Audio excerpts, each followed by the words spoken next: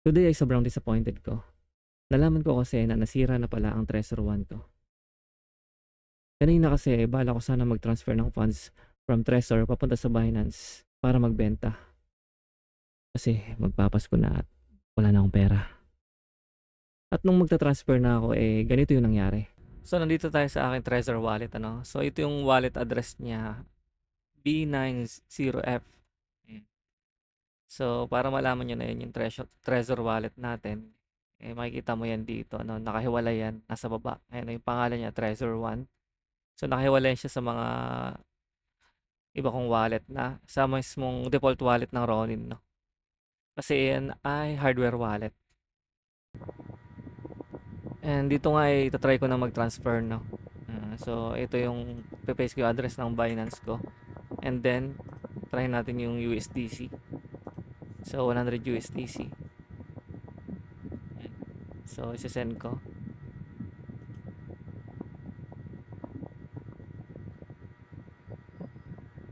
So dahil yan ay hardware wallet, magdediretso yan sa Trezor ko. So para ma-send, syempre kailangan kong i-connect yung Trezor ko, no? So ganito yung check nyo, ganito yung mangyayari.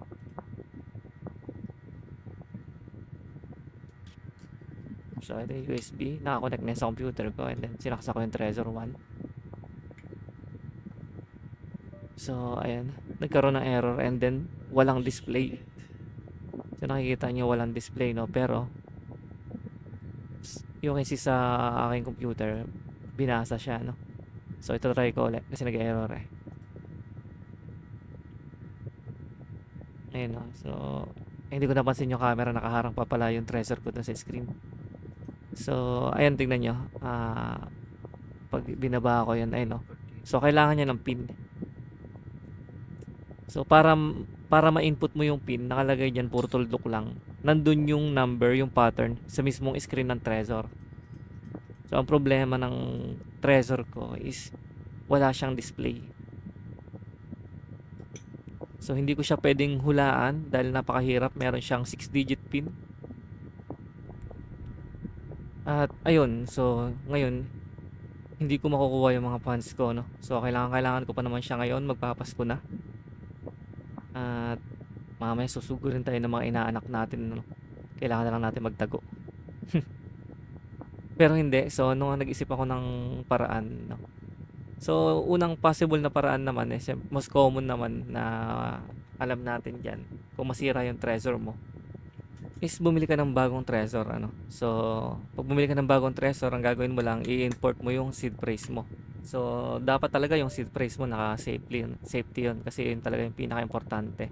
So mare-recover natin siya pag bumili tayo ng bagong Trezor.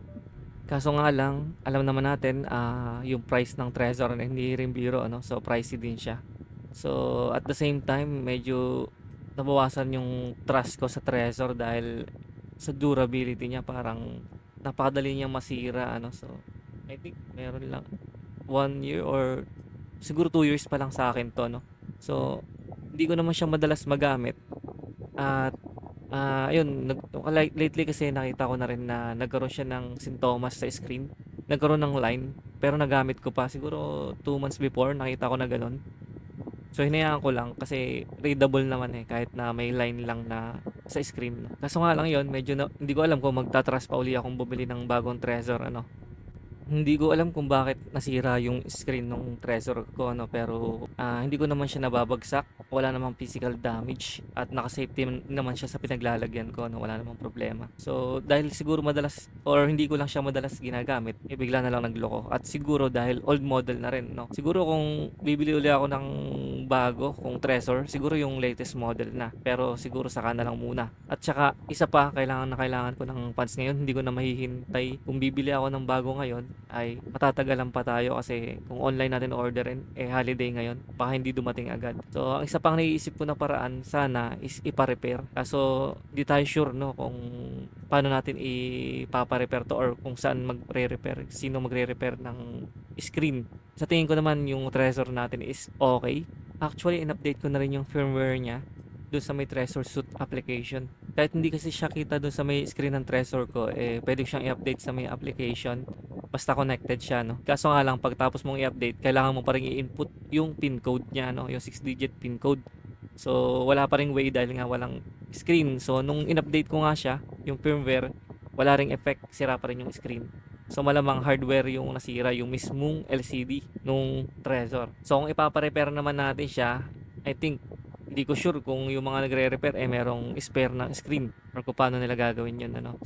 So, nag-isip ako ng mas convenient na way, no, para ma-recover yung funds natin. So, buti na lang medyo mataba-taba yung utak natin at ito yung naisip kong paraan. So, nandito tayo sa aking main browser. Ito yung Microsoft Edge. At any browser naman pwede nyong gamitin, no? Personal preference ko lang tong Microsoft Edge. So, ang gagawin nga natin ay ibabypass natin yung hardware wallet natin using this Ronin wallet. So, dito meron akong existing wallet na sa browser ko, no? So, pwede natin gawin dyan is forget passcode para makapag-login ng bagong wallet. Pero, tinatamad akong gawin yun. Ayokong i-log out yung wallet ko dito ngayon. Kaya, ang gagawin natin ay gagawa ako ng bagong profile ng Microsoft Edge, no? So, kahit anong browser pwede yung gawin, no? Kahit Chrome, merong mga ganong user profile. So, dito kami ginawa na ako kanina. Pero para sa tutorial, uulitin natin, ano. Una, right click natin tong Ronin wallet and then manage extension.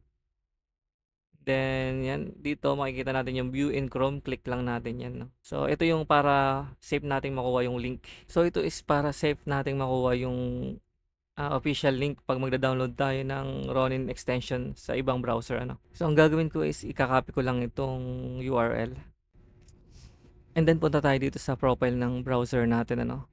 So, dito mayroon tayong option na gumawa ng bagong profile. So, since nakagawa na ako kanina ng bago itong profile 2. So, ito yung may bagong Ronin. Pero para sa tutorial, ito gumawa pa ako ng isa pang profile na walang Ronin wallet. So, dito natin ipe-paste yung link. And then, yan, download na natin yung extension. At sa palagay ko, gagana rin to kahit sa ibang wallet, no? So, Ronin wallet lang yung prepared ko. So, yan, once ma-download na, ito yung makikita natin, ano? So, syempre, ibabypass nga natin yung ating Trezor wallet. So, magke-create tayo ng existing wallet. So, add existing wallet yung i-click natin dito. So, dito na yung tricky part, no? So, kaya natin na-bypass yung ating hardware wallet. So, kung makikita nyo dito, meron tayong 4 na options, no? Siyempre, iisipin mo agad import with hardware wallet. So, nakikita natin tong third option na to, no? Using Trezor or Ledger wallet. Pero hindi yan yung gagamitin natin. Kasi nga, pag ginamit natin yan, kailangan pa nating isaksak din yung hardware wallet. Which is, yung hardware wallet natin sira nga. Kaya hindi yan yung gagawin natin. So, ang gagawin natin is i-import natin yung seed phrase ng ating Trezor as hot wallet. Kaya ang pipiliin natin dito ay yung import wallet using seed phrase. So, dito nga ay i-import natin yung 24 words ng seed phrase ng ating Trezor wallet. So, nagawa ko na to kanina kaya naisipan kong gumawa bigla ng tutorial para din makatulong sa iba na nakaranas ng ganitong situation, ano, yung nasiraan ng hardware wallet. So, ito nga, no, na-import ko na yung ating wallet or yung Trezor wallet natin dito para maging hot wallet siya, no. So, kung mapapansin nyo, ito yung wallet address, no. So, V90F. So, i-compare natin siya kung tama ba, no. So, do sa hardware wallet natin, no. So, check natin, ito yung comparison. So, as you can see, no, so tama naman yung address at saka na-check ko naman na same yung laman, no. At nandoon yung mga assets ko. So, ayan, kung check nga natin dito is hot wallet na siya, no. Wala na siya dun sa category ng hard wallet. So, ibig sabihin lang yan, pwede na nating matransfer yung ating mga assets without using our Trezor, no. So, ngayon, just to prove it, try natin mag-send ng USDC, no, sa ating Binance. So, click natin yung send and then paste natin yung USD wallet address natin sa Binance. Then, yan, 100 USDC. Then, send.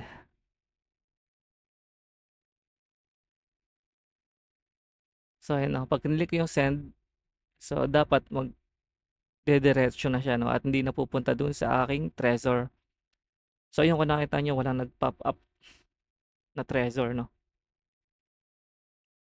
And then, send na siya, no. Ayan, nakita niyo, okey. So, succeeded na, December 23, 2025, 2 PM. So, 2:02 PM. So, ngayon check natin sa ating Binance kung pumasok ba. Okey 'no, so nandito na tayo sa ating Binance account 'no. So, nakikita niyo diyan meron tayong parang pending pa na ano, so yun yung $100 natin 'no, na sinend 'no, nakalagay diyan 'no, December 23, 14:02. So, 14:03 pala. So, saktong-sakto ta's makikita niyo dito meron na akong ginawa kanina 'no, nag-send na rin ako ng $200. So, yan yung una kong attempt at nag-succeed naman. So, ayan na-refresh ko yung browser at completed na, yan na-receive na natin yung $100 na sinend natin.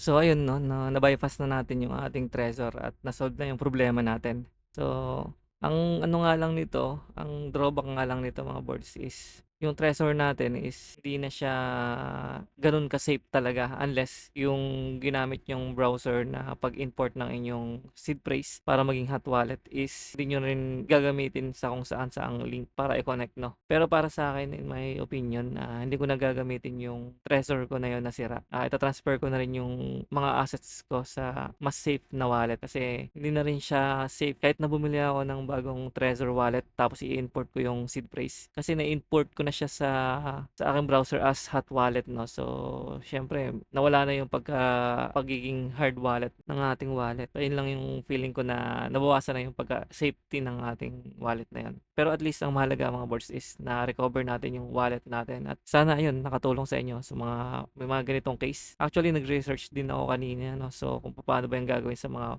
gano'n na nasira yung hardware wallet at wala akong makitang ibang way sa YouTube na gumawa ng tutorial about dito. Buti na lang, naisip natin 'tong ganitong paraan at sana talaga makatulong ano. So ayun lang mga boards, maraming maraming salamat. Merry Christmas and peace out.